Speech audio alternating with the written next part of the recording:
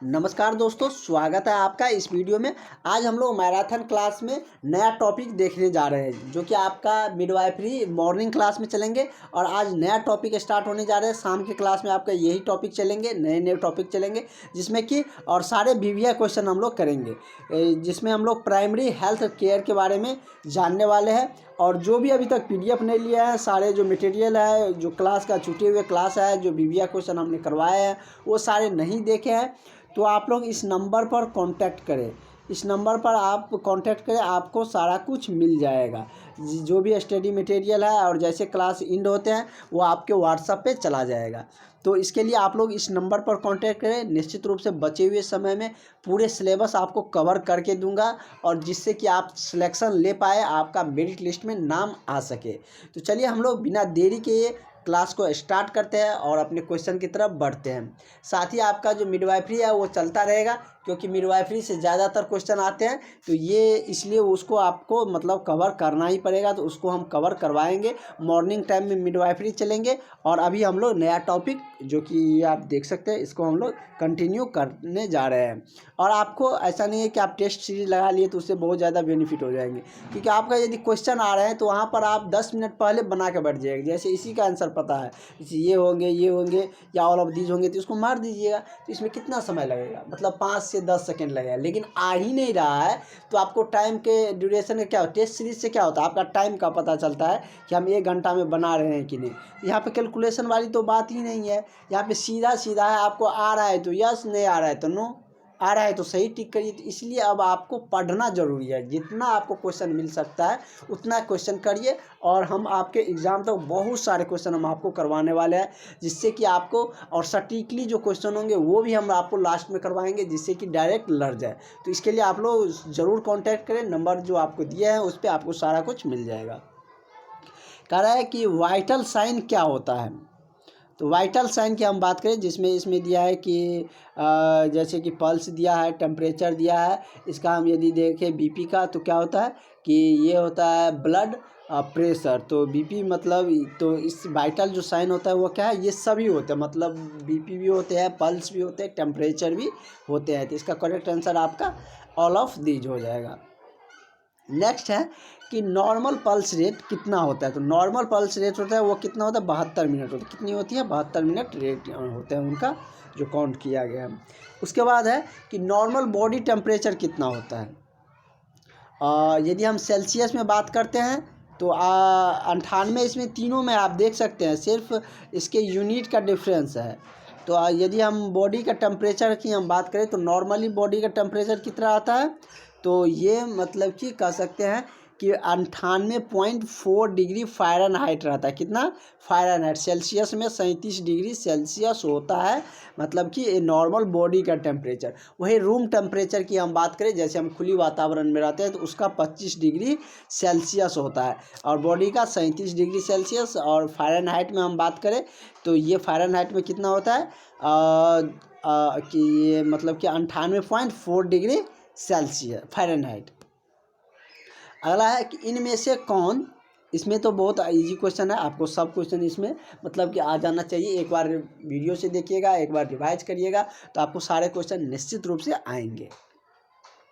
अगला है कि इनमें से कौन ब्लड ग्रुप यूनिवर्सल डोनर है। मतलब डोनर का मतलब होता है कि किसी को भी दे सकता है, मतलब किसी को ब्लड की ज़रूरत है तो वो उसे डोनेट कर सकता है, दे सकता है। तो क्या होता है, ओ निगेटिव होता है, मतलब ऐसे इस पे नहीं दिया गया है। जो यूनिवर्सल डोनर होता है वो निगेटिव होते हैं, तो वो इसमें दिया गया है। उसके बाद हम यदि बात करें, कह रहा है कि ह्यूमरस बोन कहाँ होता है, हाथ में, पैर में, गर्दन में या पीठ में। तो ह्यूमरस बोन जो होती है वह कहाँ पर होती है, तो हाथों में होती है। कहाँ होती है, ह्यूमरस बोन हाथ में होता है। आप लोगों की तैयारी बहुत बेहतर हो रहे हैं, आप लोग यकीन रखिए, और एग्ज़ाम आते आते और भी बेहतर हो जाएंगे। और जो पीडीएफ और जो नोट्स दे रहे हैं उनसे पढ़िएगा, तो आपकी तैयारी और भी बहुत ज़्यादा अच्छी होने वाले हैं, जिससे कि आप मेरिट लिस्ट तक पहुंच सकेंगे। अगला कि नवजात शिशु का मुख्य आहार क्या है, दूध, फल या खिचड़ी या इनमें से कोई नहीं। जो नवजात शिशु, नवजात मतलब जो अभी तुरंत मतलब जन्म लिया रहता है या कुछ दिन हुए हैं, तो वो आहार तो नहीं करता है, मतलब कि 6 महीना साल भर के बाद अर्ध आहार करते हैं। लेकिन जब नव शिशु रहता है तो उस टाइम में नवजात शिशु को दूध ही उसका क्या है, मुख्य आहार है। तो इसका करेक्ट आंसर क्या हो जाएगा, ऑप्शन नंबर आपका ए हो जाएंगे।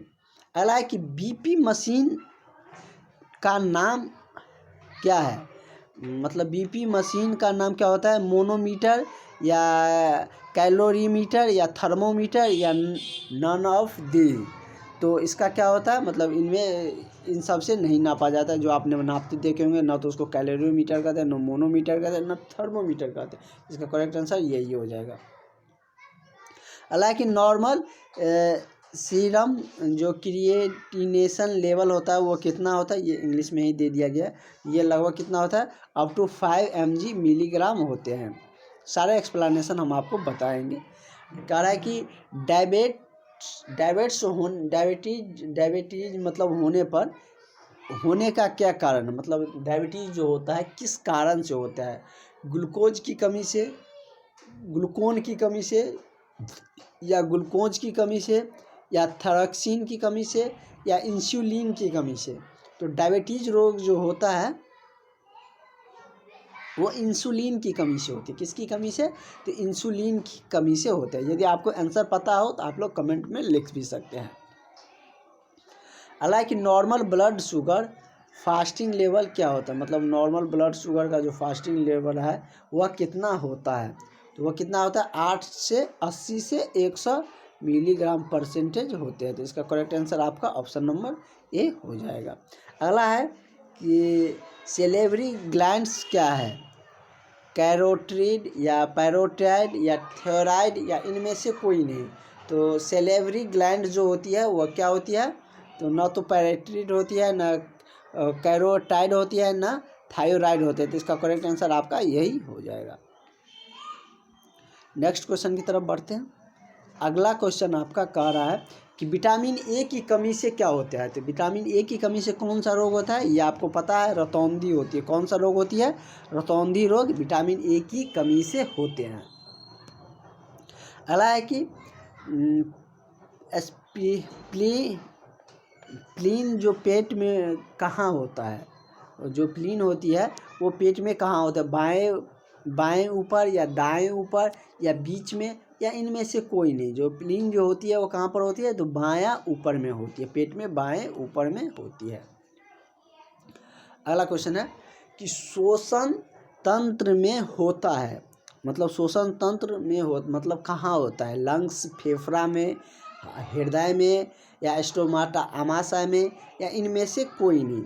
तो श्वसन तंत्र जो होता है वह कहाँ होता है, फेफड़ा में होता है। कहाँ होता है, फेफड़ा में, लंग्स में श्वसन तंत्र होते हैं। अगला है, और इस टॉपिक में आपको कुछ बेसिक क्वेश्चन भी है, जो कि 10th आपके बहुत सारे बेसिक क्वेश्चन भी है, तो वो भी आप पढ़े होंगे। लेकिन ये सब क्वेश्चन जो इजी क्वेश्चन है वो आपको आते रहना चाहिए, तभी आप जो मेरिट लिस्ट के दौर है उसमें रह पाइएगा, और जो कठिन क्वेश्चन भी बना पाएगा उसका तो सिलेक्शन पक्का है। हालांकि आरबीसी का शेप होता है कैसे, कॉन्वेक्स या कॉनकेव या बायो कॉनकेव या नन ऑफ दिस।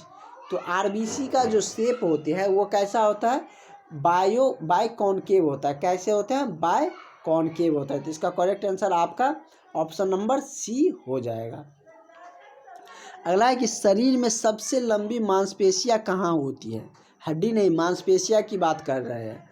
तो मांसपेशियां कहाँ होती है, जांघ में, मतलब कि जांघ में जो होती है सबसे लंबी मांसपेशियां होती है। और हड्डी भी जांघ के ही, जो फीमर हड्डी है वो होती है।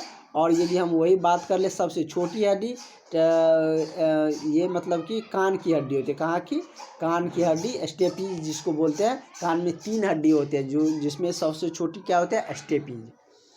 अगला है कि रेटिना कहाँ होता है, कान में, मुँह में, आँख में, या इनमें से कहीं। तो रेटिना जो मतलब कि आँख में होते हैं, जो आगे वाले भाग है उसको क्या कहते हैं, रेटिना कहा जाता है। ये आप 10th में पढ़े भी होंगे। अगला क्वेश्चन की तरफ बढ़ते हैं। नेक्स्ट क्वेश्चन क्या कह रहा है, कह रहा है कि नॉर्मल प्लेटलेट काउंट का कैसे किया जाता है? जो नॉर्मल प्लेटलेट होता है वो काउंट होता है कितना? तो नॉर्मल प्लेटलेट जो होता है वो 1 से 4 लाख mm³ के बीच में होता है। तो इसका करेक्ट आंसर आपका ऑप्शन नंबर डी हो जाएगा। ये देखते हैं, कैटेरेक्ट आँख में किस स्ट्रक्चर में होता है? कॉर्निया में, या कॉर्निया मतलब आँख का भाग होता है, लेंस में, या स्क्लेरा में, या रेटिना में? तो ये कहाँ पे होते हैं? कॉन्ट्रैक्ट जो होती है, मतलब जैसे आप कहते होंगे कि एक दूसरे से कॉन्ट्रैक्ट होते हैं, तो वो कॉन्ट्रैक्ट का जो स्ट्रक्चर होता है आँख में, वह कहाँ पर होती है? तो वो आपका लेंस में होती है। कहाँ पर? लेंस में होती है। अगला है कि वर्टिब्रल कॉलम में जो सैक्रम कहाँ पर होता है? मतलब कि वर्टिब्रल कॉलम में सैक्रम कहाँ होता है? ऊपर, नीचे, या बीच में, या कहीं भी नहीं? तो ये कहाँ पर होती है? तो ये मतलब नीचे वाले भाग में होती है। कहाँ होती है? नीचे वाले भाग में होती है। अगला है कि अपेंडिक्स मतलब पेट, अपेंडिक्स में पेट दर्द, अपेंडिक्स मतलब पेट में एक छोटा सा ऐसे भाग होता है, उसको अपेंडिक्स बोला जाता है। कारण अपेंडिक्स में पेट दर्द कहाँ होता है?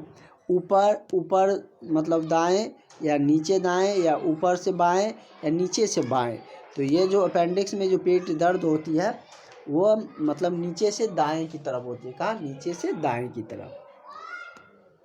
कारण कि IM इंजेक्शन का पूरा नाम क्या है?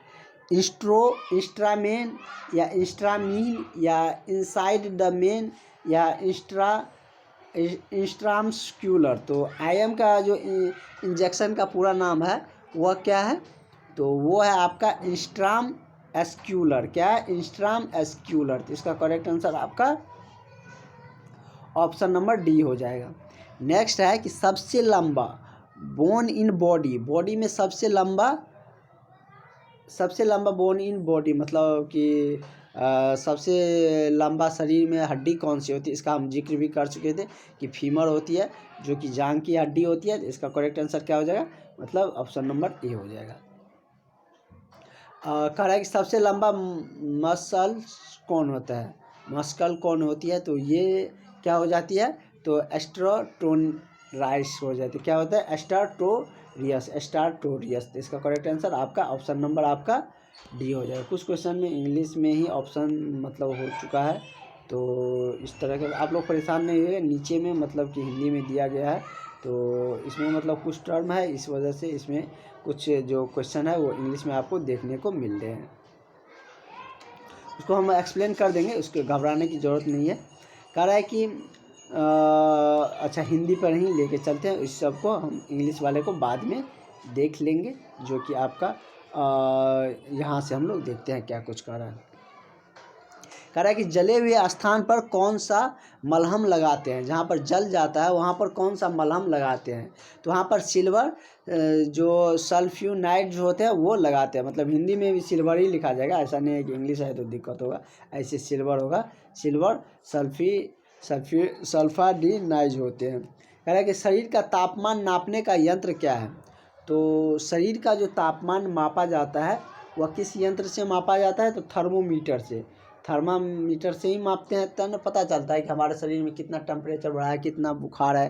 कहते हैं घर पे जाते होंगे डॉक्टर के पास, तो वो थर्मामीटर ही लगाते हैं, या घर में भी आए होंगे आपके थर्मामीटर, तो उससे अपने मतलब कि थर्मामीटर से क्या नापते हैं? बुखार रहता है तो मतलब जनरली उसका बॉडी का टेम्परेचर ही नापते हैं। थर्मामीटर टेम्परेचर ही नाप करके काउंट करके देता है।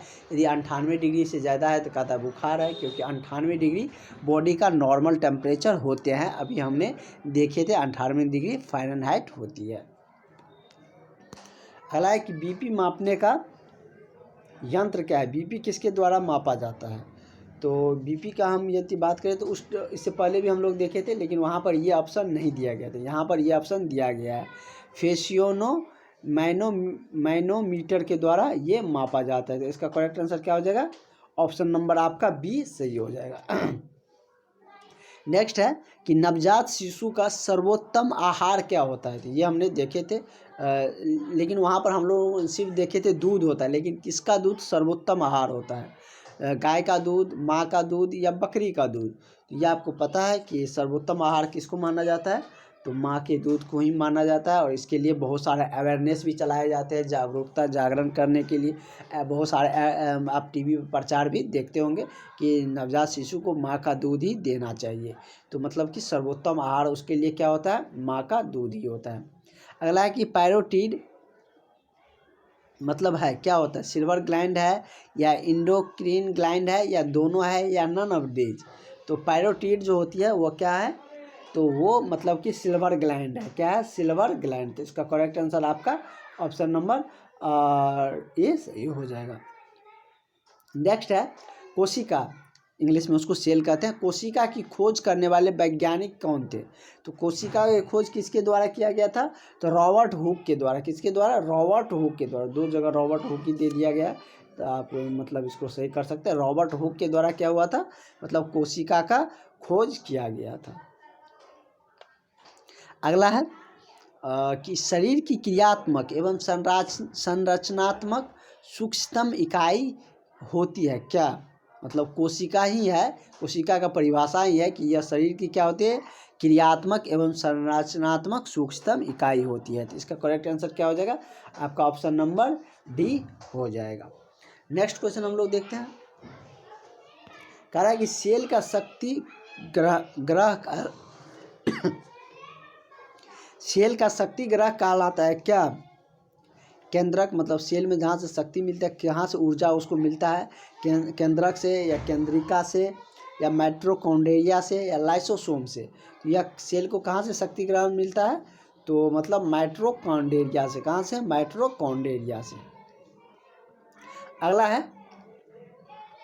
कि लाइसोसोम कहलाता है। लाइसोसोम क्या कहलाता है, तो लाइसोसोम आपका क्या कहलाता है, आत्मघाती थैली। क्या कहा जाता है, लाइसोसोम को आत्मघाती थैली कहते हैं। इससे मृत्यु का भी डर होती है।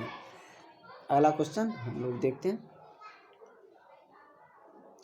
नेक्स्ट है कि कोशिका सेल का अध्ययन क्या कहलाता है, तो कोशिका का जो अध्ययन करता है उसको क्या कहते हैं, साइटोलॉजी। क्या कहते हैं, साइटोलॉजी। तो इसका करेक्ट आंसर क्या हो जाएगा, ऑप्शन नंबर आपका बी सही हो जाएगा। और देख सकते हैं इसमें बहुत ही इजी क्वेश्चन है। ये सब क्वेश्चन आप 10th में पढ़े ही होंगे। 10th का चैप्टर भी था सेल वाले, तो वो वहाँ पर भी आप पढ़े होंगे, लेकिन इससे भी अच्छे खासे क्वेश्चन आते हैं। नेक्स्ट क्वेश्चन है कि कोशिका का सबसे बड़ा कोशिकांग होता है कहाँ, केंद्रक में या केंद्रिका में या माइटोकॉन्ड्रिया में या लाइसोसोम में। तो यह कहाँ होती है, केंद्रक में। क्या होता है, सबसे बड़ा कोशिकांग होती है कहाँ पर, तो केंद्रक में होती है। नेक्स्ट क्वेश्चन हम लोग देखते हैं। अगला क्वेश्चन कह रहा है कि प्रोटीन का निर्माण करने वाला कोशिका का अंग क्या है, वह कोशिका जो प्रोटीन का निर्माण करते हैं। जैसे लाइसोसोम दिया है, राइबोसोम दिया है, माइटोकॉन्ड्रिया दिया है, केंद्रक दिया है। तो प्रोटीन का निर्माण करने वाला जो कोशिका है वह क्या है, तो वो राइबोसोम है। क्या है, राइबोसोम के द्वारा प्रोटीन का निर्माण किया जाता है कोशिका में। अगला है कि ऊतक टिश्यू के अध्ययन को क्या कहलाता है, तो ऊतक के जो अध्ययन करता है उसको क्या कहते हैं, तो उसको मतलब कि हिस्टोलॉजी कहते हैं। क्या कहते हैं, हिस्टोलॉजी कहा जाता है। नेक्स्ट क्वेश्चन का देखते हैं। एपिथेलियम टिश्यू कितने प्रकार के होते हैं, तो एपिथेलियम टिश्यू 2 प्रकार के होते हैं। कितने प्रकार के होते हैं, तो 2 प्रकार के एपिथेलियम टिश्यू होते हैं। नेक्स्ट है कि मानव में गुणसूत्र की संख्या कितनी होती है, मतलब संख्या पूछ रहा है, तो संख्या कितने हो जाएंगे, 46 हो जाएगा। क्योंकि मतलब कि उसमें 23 जोड़ा होता है। 23 जोड़ा मतलब क्या, 23 दूनी 46, मतलब जोड़ा का मतलब क्या होता है, 2। तो 46 गुणसूत्र होते हैं कितने, मानव में। नेक्स्ट है मानव कंकाल तंत्र मिलकर बना होता है। मतलब कि मानव का कंकाल तंत्र जो है वह कितने से मिलकर बने होते हैं, तो ये जो बना होता है ये 106 हड्डियों से, अस्थियों से बना होता है। कितने से, 106 अस्थियों से बने होते हैं। अगला है कि फेशियल बोन होता है, मतलब फेशियल बोन के कितने होते हैं, तो फेशियल बोन आपका कितना होता है, 14 होते हैं। कितना होता है, 14 होता है। तो इसका करेक्ट आंसर आपका क्या हो जाएगा, ऑप्शन नंबर आपका ये सही हो जाएगा। नेक्स्ट क्वेश्चन हम लोग देखते हैं। नेक्स्ट क्वेश्चन क्या कह रहा है? नेक्स्ट क्वेश्चन कह रहा है कि मानव शरीर की सबसे छोटी हड्डी क्या होती है। इसके बारे में हमने आपको वहीं पर एक्सप्लेनेशन के साथ बता दिए थे कि मानव शरीर की सबसे छोटी हड्डी स्टेपीज को कहते हैं। किसको कहते हैं? स्टेपीज को। तो इसका करेक्ट आंसर क्या हो जाएगा? मतलब ऑप्शन नंबर सी हो जाएगा, स्टेपीज। स्टेपीज को क्या कहते हैं? सबसे छोटी हड्डी, जो कि कान की हड्डी होती है। अगला क्वेश्चन देखते हैं। अगला क्वेश्चन आपका कह रहा है, हिंदी को ही देख लेते हैं कि सबसे बड़ी कार्पल बोन कौन होती है। तो सर पे सबसे बड़ी कार्पल बोन की हम यदि बात करें तो वो कौन होती है? तो कैपिटेट होती है। क्या होती है? कैपिटेट होती है। तो इसका करेक्ट आंसर आपका ऑप्शन नंबर ए हो जाएगा। नेक्स्ट है कि सबसे बड़ी टार्सल बोन कौन होती है। तो सबसे बड़ी जो ये हड्डी बोन का हड्डियों के नाम है, सबसे बड़ी टार्सल बोन की हम बात करें तो वो कौन होते हैं? कैल्केनियस। क्या होती है? कैल्केनियस। इसका करेक्ट आंसर आपका ऑप्शन नंबर ए डी हो जाएगा। नेक्स्ट है कि ईयर बोन कौन सा होता है। ईयर का जो बोन होता है कान का, वो किस प्रकार होता है, उसका नाम बताए। तो मतलब कि इंक्रीजिंग या डिक्रीजिंग ऑर्डर में कहे तो यदि हम इसका डिक्रीजिंग ऑर्डर में कहें तो क्या होता है? मतलब कि सबसे बड़ा मैलियस होता है, उसके बाद इनकस होते हैं, और सबसे छोटी स्टेपीज होती है, जो कि कान की हड्डी में से सबसे छोटी है, और शरीर की भी सबसे छोटी हड्डी स्टेपीज ही है। हालांकि अल्ना बोन उपस्थित रहती है कहाँ? हाथ में, पैर में, पीठ में या सिर में। तो अल्ना बोन कहाँ पर उपस्थित होती है? तो हाथों में। क्या पे? हाथों में। नेक्स्ट है कि स्पाइरल कोड में हड्डी हमेशा होती है। स्पाइरल कोड मस्तिष्क तक पहुंचाने का काम करती है। इसमें हमें मतलब हड्डी हमेशा होती है किस फॉर्म में होती है? तो वो आपका होती है ये फॉर्म में, C7, T8, T12, L5, S1 और CX1 के फॉर्म में स्पाइनल कोड की हड्डी हमेशा होती है। नेक्स्ट क्वेश्चन हम लोग देखते हैं। अगला क्वेश्चन आपका क्या कह रहा है? अगला क्वेश्चन हम लोग यहाँ पर से देख लेते हैं। कह रहा है कि स्टडी ऑफ ज्वाइंट कहलाता है क्या? मतलब स्टडी ऑफ ज्वाइंट मतलब ज्वाइंट तरीके से किसी चीज़ का स्टडी करता है तो वो क्या कहलाता है? तो वो कहलाता है आपका ऑर्थोलॉजी। क्या कहलाता है? ऑर्थोलॉजी। इसका करेक्ट आंसर क्या हो जाएगा? ऑप्शन नंबर आपका ए सही हो जाएगा। नेक्स्ट क्वेश्चन की बात करते हैं। नेक्स्ट क्वेश्चन कहता है कि साइनोवियल ज्वाइंट में पाया जाता है क्या? तो साइनोवियल ज्वाइंट में साइनोवियल फ्लूइड पाया जाता है। क्या पाया जाता है? साइनोवियल फ्लूइड पाया जाता है। हालांकि ज्वाइंट की सर्जरी क्या कहलाती है? जब ज्वाइंट जगह पर सर्जरी करते हैं तो वो क्या कहलाती है? तो उसको क्या कहते हैं? ऑर्थोप्लास्ट कहते हैं। इसकी स्टडी को हम ऑर्थोलॉजी कहते हैं, और जहाँ पर सर्जरी किया जाता है उसको ऑर्थोप्लास्ट कहते हैं। हालांकि शरीर में किस में कार्टिलेज उपस्थित होती है? तो शरीर में जो कार्टिलेज उपस्थित होती है वो कहाँ पे होती है? तो ये संयोजी उत्तक में होती है। कहाँ पर? संयोजी उत्तक में।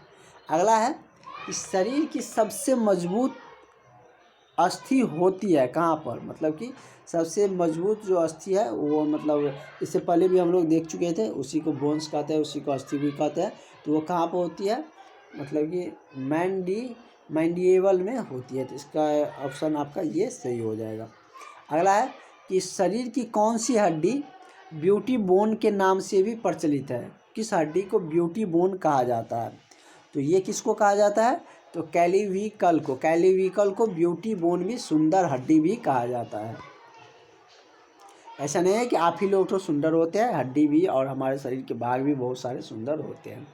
अगला है कि लॉन्ग बोन में शाफ्ट कहलाता है क्या? लॉन्ग बोन में जो शाफ्ट होता है वो क्या कहलाता है?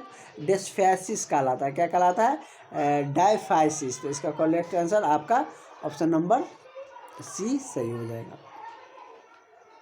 नेक्स्ट है कि एस्क्यूल बोन में सम्मिलित है। एस्क्यूल बोन में क्या सम्मिलित होती है?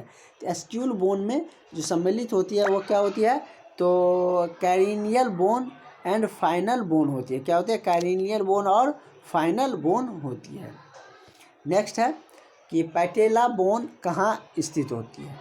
पैटेला बोन की हम यदि बात करें तो वो नी में उपस्थित होती है। कहाँ पर? यहाँ पर के साइलेंट है, नी में उपस्थित होती है।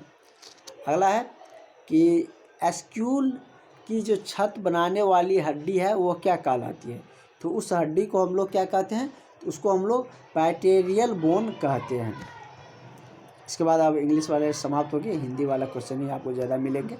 अगला है कि ऊपरी जबड़े की अस्थि है, मतलब ऊपरी जबड़े का जो हड्डी, जबड़ा मतलब आपके दांत की बात कर रहा है, तो ऊपरी जबड़े की जो अस्थि है वो उसको क्या कहा जाता है?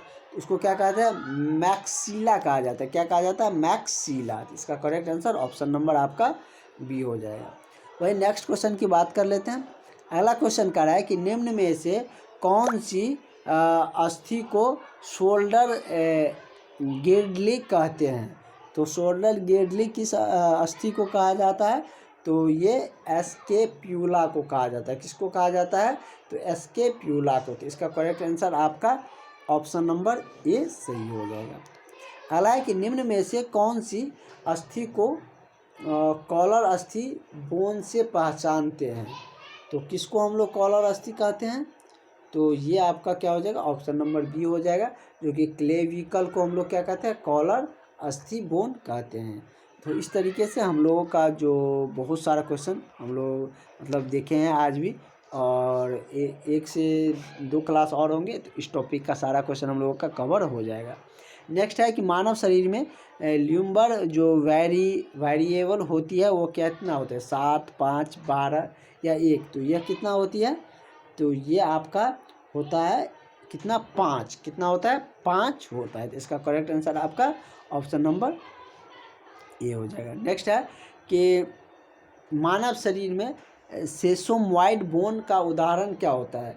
तो सेसोमॉइड बोन का जो उदाहरण है वो क्या है? पैटेला। क्या है? पैटेला।